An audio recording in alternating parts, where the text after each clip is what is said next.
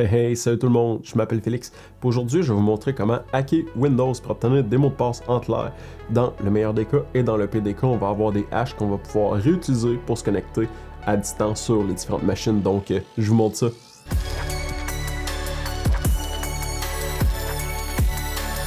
Un petit peu de mise en contexte dans le fond, encore une fois, ça va être une vidéo sur le hacking, mais ça va être une vidéo éducative, donc c'est pour but de vous montrer comment faire pour connaître l'impact et être en mesure de mieux vous défendre face à ça. Donc dans le fond, ce qui va se passer, c'est qu'aujourd'hui, je vous parle du post-exploitation, donc credential dumping. En français, c'est quoi? Dans le fond, c'est qu'on arrive sur une machine et qu'on veut obtenir des identifiants des utilisateurs qui sont déjà sur la machine pour pouvoir bouger latéralement. Donc, une fois qu'on est sur la machine, qu'est-ce qu'on peut faire pour obtenir plus d'identifiants d'utilisateurs pour pouvoir avoir un petit peu plus de pouvoir et bouger latéralement. L'outil que je vais vous parler, c'est Mimikatz. Probablement que plusieurs d'entre vous vont connaître cet outil-là. Dans le cas contraire, dans le fond, c'est un outil que j'utilisais lors de mes pentests infra. L'outil en tant que tel, ce qu'il va faire, c'est qu'on va l'exécuter sur la machine, qu'on a les droits administrateurs pour obtenir les identifiants des utilisateurs qui sont déjà présents et connectés sur la machine. Donc, on va être en mesure d'avoir le mot de passe en clair lorsque, dans le fond, un paramètre est activé. Et dans le cas contraire, on va avoir le hash. Mais c'est pas cause perdue, on est en mesure d'utiliser le hash pour pouvoir se promener entre les différentes machines. Donc, je vais tout vous montrer ça. Le premier point, je vais vous parler de Windows, puis un petit peu comment ça qu'on est en mesure d'obtenir des mots de passe en clair. Donc, en fait, c'est une fonctionnalité de Windows. Donc, il y a un processus qui s'appelle LSAS. Donc, si jamais vous venez dans votre barre de recherche, en bas, vous faites le Task Manager et vous venez dans les détails. Vous êtes en mesure d'aller voir lsas.exe. Ça roule as system. Dans le fond, LSAS, ce que ça va permettre, c'est que quand un utilisateur va se connecter sur votre machine, sur l'ordinateur Windows en soi, LSAS va garder une copie en clair de votre mot de passe et il va aussi avoir un hash de ce mot de passe-là. Donc, ce qui va arriver, c'est que si jamais vous êtes connecté sur la machine et vous voulez avoir accès à un share réseau, un partage réseau. Donc, ce qu'il va faire, c'est qu'il va s'authentifier avec vos identifiants. Donc, il va déjà les avoir. Donc, ça va être beaucoup plus rapide pour pouvoir s'authentifier. En gros, c'est un petit peu à ça que ça sert. Donc, c'est pour une feature pour améliorer by design et rendre le processus d'authentification un petit peu plus rapide. L'affaire qui arrive, par exemple, c'est qu'avec des droits utilisateurs, ce qui a été découvert, c'est qu'on est en mesure d'aller lire la mémoire de LSAS directement dans le processus, donc aller lire la mémoire et obtenir les identifiants en clair dans le processus LSAS. Donc, ce qui arrive, c'est que, oui, on est obligé de savoir comment le coder, programmer ça, le compiler, savoir où est-ce qu'il faut aller lire pour obtenir les mots de passe en clair, tout ça. Mais étant donné qu'il y a déjà plusieurs autres personnes sur la planète qui sont bons en C, qui ont déjà fait ça, ils ont développé des outils comme Mimikatz.exe, PyPyCats et plusieurs autres alternatives de ce genre. Donc aujourd'hui, je vais vous montrer un petit peu une preuve de concept, comment ça fonctionne et je vais tout vous parler des impacts par la suite et dans le fond, comment se protéger si jamais vous êtes lié à un domaine, si vous avez un Windows 10, si jamais vous avez un Windows 11 et différents outils par rapport à ça. Donc ça va être vraiment intéressant. Je vous suggère de continuer de regarder la vidéo. En passant, j'ai d'atteindre les 700 abonnés, fait qu'encore un gros merci pour tous ceux qui me suivent. Je suis vraiment content, ça me fait chaud au cœur. Donc, continuez d'aimer mon contenu, puis je vais continuer d'en faire plus, c'est toujours très apprécié. Donc, on va commencer par quoi? Le scénario, c'est que je vais vous montrer les outils qu'on veut utiliser. Mimikatz.exe, donc un produit open source. Donc, ça a plusieurs fonctionnalités, mais aujourd'hui, je vais juste utiliser la fonctionnalité d'aller lire les mots de passe en mémoire. Donc, ça va être ça qui va être utilisé, Mimikatz, sur GitHub, donc Gentil Kiwi, qui a codé ça.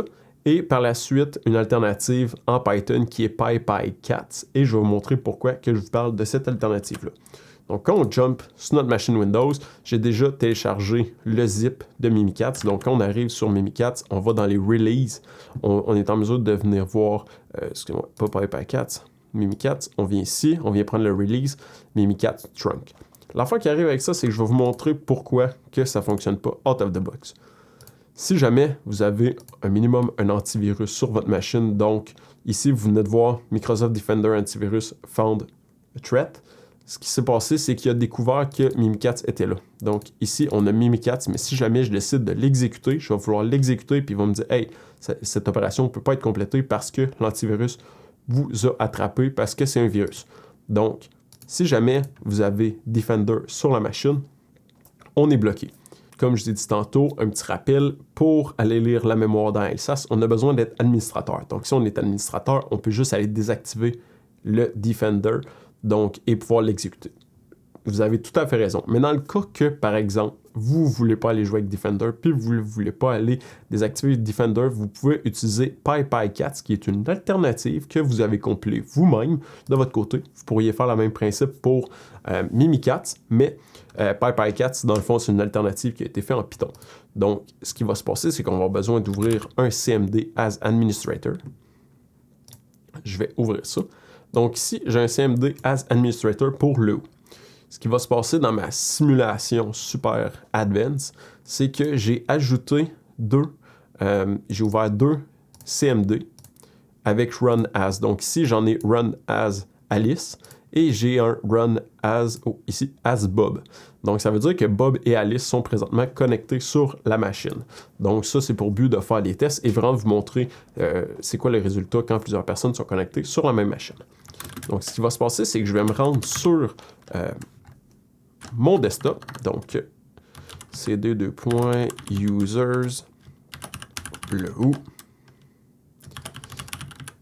desktop. Donc, ça ici, on peut voir qu'on a le Mimikatz, on a le PyPyCats, et tout ça. Donc, si je fais CLS, bon, je te lire un peu, pypycats.exe. Vous devriez mieux voir à ce moment-là. Donc, ici, on peut voir PyPyCats, on a différents paramètres qu'on peut utiliser. Dans le fond, l'affaire qui va se passer, c'est que vous n'auriez pas nécessairement besoin d'aller lire directement en mémoire et d'utiliser un outil comme pypycats.exe. Ce que vous pourriez faire aussi, c'est télécharger un dump du processus LSASS, donc faire, mettons, par exemple, clic droit, créer un dump de la mémoire et après ça, le passer à mimikatz.exe ou à PyPyCats pour qu'il puisse aller lire en mémoire le contenu. Ce qui va arriver, c'est que je vais vraiment vous le faire de manière proactive et dynamique. Donc, sous le format d'une démo. Donc, on va faire un pypycats.exe, on va faire live et LSA pour aller lire LSASS la mémoire. Donc là, on vient d'avoir plein d'infos, plein de piou-piou qui viennent de sortir. Fait que là, on va aller regarder. Ce qui va se passer, c'est qu'on va avoir les différentes sections. On va avoir la section MSV, on va avoir la section WDigest et Kerberos. Donc, on va continuer, puis on va voir pour l'information. Donc, présentement, je suis connecté as Leo. Ce qui va se passer, c'est qu'ici, on voit l'utilisateur Bob dans le domaine spécifique, donc le Windows 10, qui est ma machine, mais si jamais on avait eu une autre machine, ça aurait été question du domaine en soi. Par la suite, on voit le HNT, le SHA-1, et si on descend un petit peu plus bas, on peut voir le password entre-l'air. Donc ici, c'est un password quand même très complexe.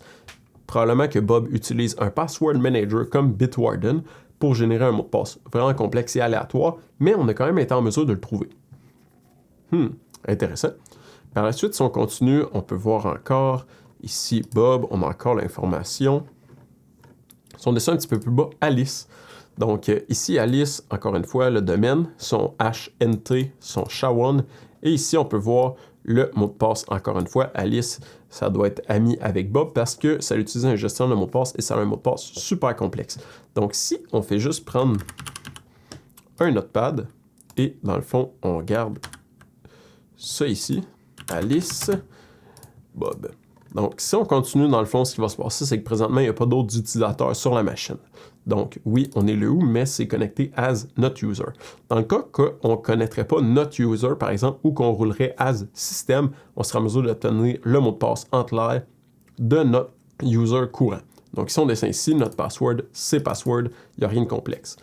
Donc, c'est important parce que si jamais le WHO n'avait pas eu, par exemple, cette machine-là n'avait pas eu un mot de passe faible, puis s'il avait utilisé un gestionnaire de mot de passe, probablement que l'attaquant en soi n'aurait pas été en mesure de se connecter directement sur cette machine-là et avoir les droits administrateurs. Donc, dans ce cas-là, on est en mesure l'attaquant est en mesure de se connecter à distance sur le compte de l'EU parce qu'il y a un mauvais mot de passe et en plus, il y a les droits administrateurs, donc il est en mesure d'aller lire les mots de passe aussi des autres utilisateurs qui sont connectés. Donc, c'est le même principe. Kerberos, des PAPI. Donc, quand vous faites sauvegarder avec Google Chrome ou d'autres applications comme ça, ça va être avec des PAPI que ça peut être sauvegardé. Puis, on peut aller chercher les mots de passe qui sont enregistrés avec la master key, grossièrement. Donc, ce qui va se passer, c'est ça. Fait que là, on passe au travers, on voit que il y a les comptes, mais le gros des comptes qu'on avait a été énuméré.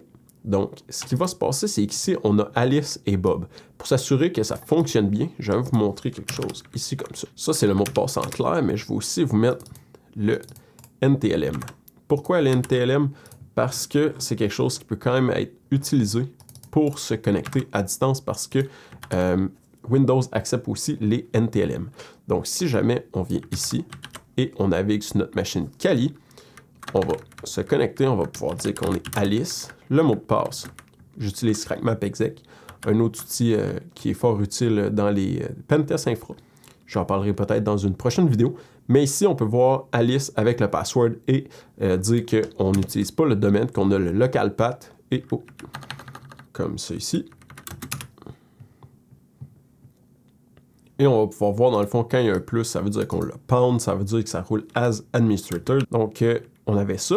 Mais j'ai dit avec le hash NTLM. Donc, si jamais on regarde dans le "-h", on peut utiliser le username et le password, mais si on utilise le gros H, on est en mesure d'utiliser le hash NTLM.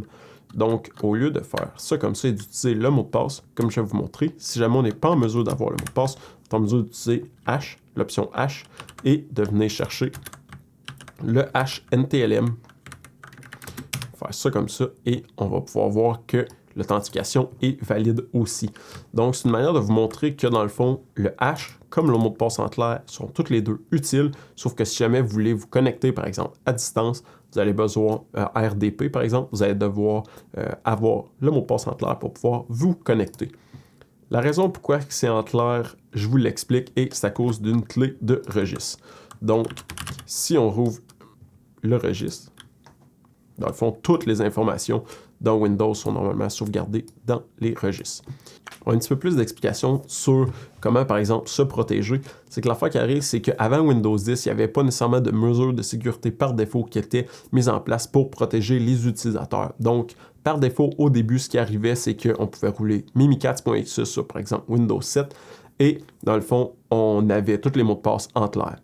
Dans Windows 10, l'affaire qu'il faut arriver, c'est qu'il faut venir ajouter dans le registre Use Logon Credentials sur, dans le fond, le Security Providers, le W-Digits. Et on a besoin de venir ajouter cette clé-là et l'activer à 1. Si jamais on le met à 0 et que par la suite, Defender est toujours activé, moi je l'avais désactivé, puis après ça, je vais venir mettre ça à 1. Vous allez voir que Defender détecte que, dans le fond, c'est un threat, un acteur malicieux qui veut venir modifier ça pour obtenir les mots de passe en clair. Donc, par défaut, Windows 10 est à 0 et par la suite, dans le fond, Windows 11 aussi est par défaut désactivé. Donc, dans ce cas-là, quand vous allez rouler Mimikatz.exe sur un Windows 10, par exemple, ou sur un Windows 11, normalement, si les mises à jour de sécurité ont été faites, cette section-ci ne devrait pas fonctionner. Donc, ce qui va se passer, c'est que vous allez avoir le mot de passe ici, mais seulement avec le hash. Comme je vous ai montré tantôt, vous êtes toutefois en mesure de vous connecter avec ce compte-là, mais vous n'aurez pas le mot de passe en clair si la clé de registre W-Digits n'est pas activée. Donc, ça, c'est quelque chose d'important à prendre en compte. Au niveau de Windows 11, c'est un petit peu différent parce qu'il y a quand même... Mimikatz a quand même une grande place dans la vie, selon moi, des pentesters qui font des tests infrastructure pour obtenir des credentials comme ça. Donc, une fois que tu as des identifiants, par exemple Alice, Bob, et que tu peux te promener dans le domaine, donc ici, c'est juste sur une machine, mais quand on parle d'un domaine, par exemple d'une entreprise, et que plusieurs personnes se connectent sur différentes machines, des serveurs, ben là, ça devient vraiment dangereux parce que une personne qui a les droits administrateurs pour rouler Mimikatz.exe ou PyPyCats et obtenir les identifiants de plusieurs utilisateurs qui sont connectés sur les machines.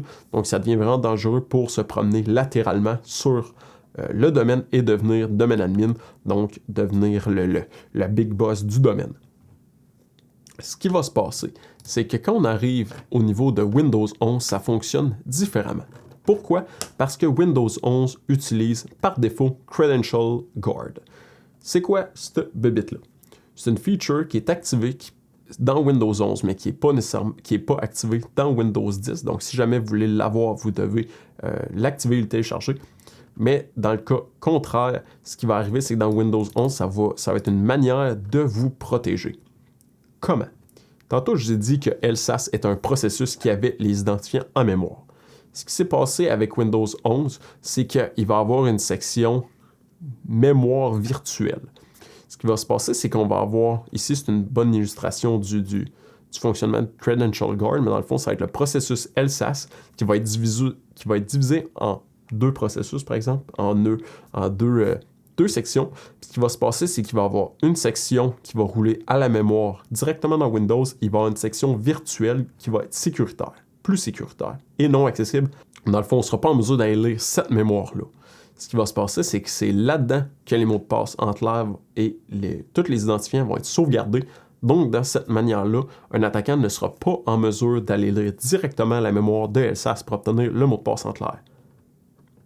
Encore là, quand il y a une solution, un hacker trouve toujours une manière de briser ça pour obtenir les identifiants. Donc, c'est pas la fin de Mimikatz parce qu'avec Mimikatz, on est en mesure d'ajouter le module SSP dans le fond, quand on l'importe, et lorsque, dans le fond, ce qui va arriver, c'est que ça va ajouter le module jusqu'au prochain reboot. Donc, si jamais on fait un reboot, le module va être désactivé, ne sera plus présent, puis on va devoir le réactiver.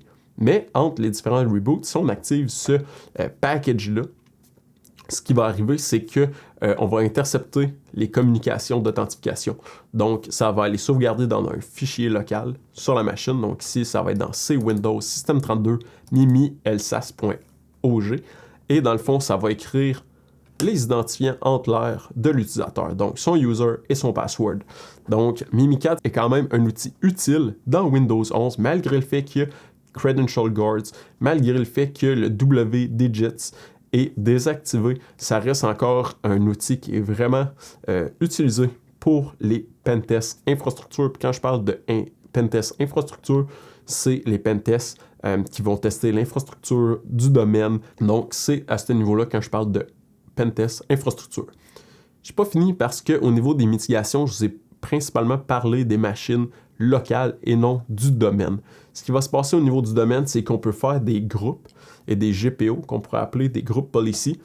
Puis ce qui va se passer, c'est que ces groupes policy-là, on va vouloir limiter l'accès administrateur à le plus de gens possible. Donc, ce qui est nécessaire, c'est de réduire les accès administrateurs aux utilisateurs. Donc, on donne seulement les accès administrateurs aux gens qui en ont vraiment et réellement besoin. Les autres utilisateurs sont as user. Donc, dans ce cas-là, moins de chances qu'ils roulent Mimikatz. Par la suite, on utilise des mots de passe super complexes, mais dans ce cas-là, ça va être beaucoup plus difficile pour un attaquant d'obtenir un accès initial sur la machine. Donc, dans ce cas-là, ça va réduire son accès initial sur la machine et il ne pourra pas nécessairement tout de suite avoir accès aux différents systèmes. Ce qui va être fait, qui est par défaut dans ce cas-là dans Windows 10 et Windows 11, c'est la désactivation de la clé W-Digits, comme je vous ai montré tantôt. Donc, ça va être seté à 0 au lieu de 1. Donc, on ne pourra pas avoir les identifiants en clair dans LSAS. Au niveau du domaine, on va avoir besoin de setter les administrateurs du domaine dans le groupe Protected User.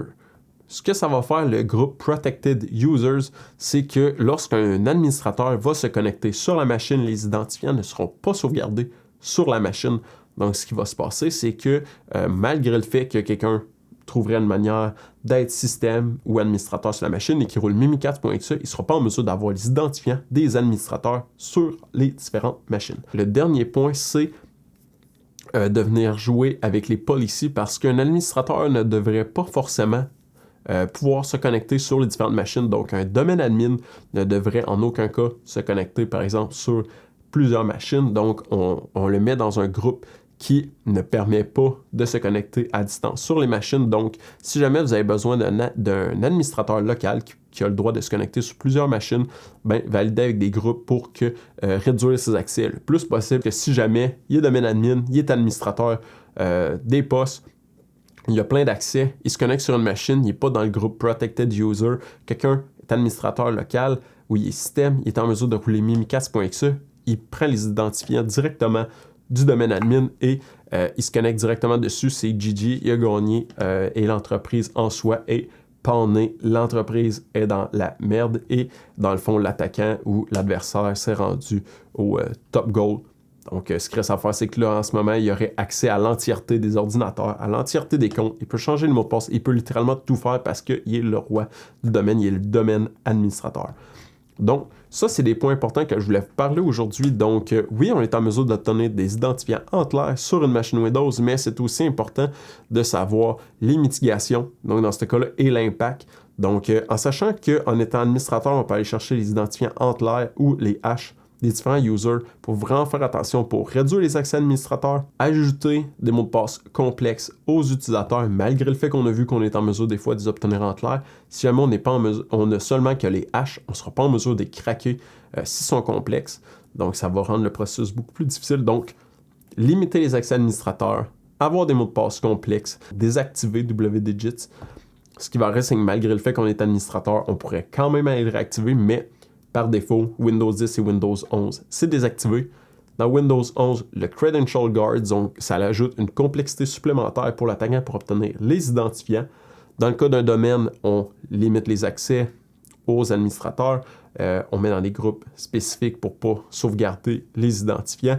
Et ça peut aussi être important d'aller jouer avec LAPS, qui est Local Administrator Password Solution, donc une autre solution pour ça. Donc, à envisager, mais que je ne parlerai pas forcément dans cette vidéo-là.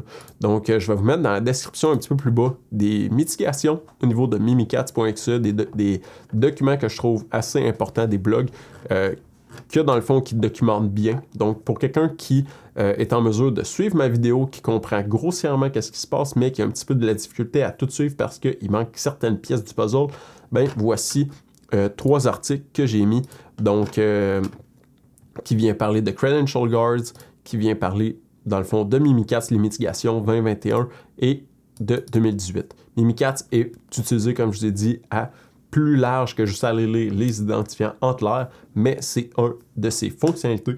Donc, j'espère que vous avez aimé cette vidéo-là. C'est une vidéo peut-être un petit peu plus longue, mais c'est une vidéo que je considère assez importante au niveau du hacking Windows. Donc, c'est une section assez importante que je crois que j'ai passé au travers de plusieurs points. Donc, avant Windows 10, Windows 10, Windows 11, c'est quoi les solutions, c'est quoi les mitigations et dans le fond, comment aussi contourner l'antivirus parce que ce qui va se passer, c'est que quand vous utilisez une solution qui a déjà été compilée et qui a été mise sur Internet, bien, il y a un hash, il y a des IOC spécifiques à cet exécutable-là. Donc, juste le recompiler et changer quelques strings à l'intérieur peut faire que vous allez évader l'antivirus en soi ou le mécanisme de détection.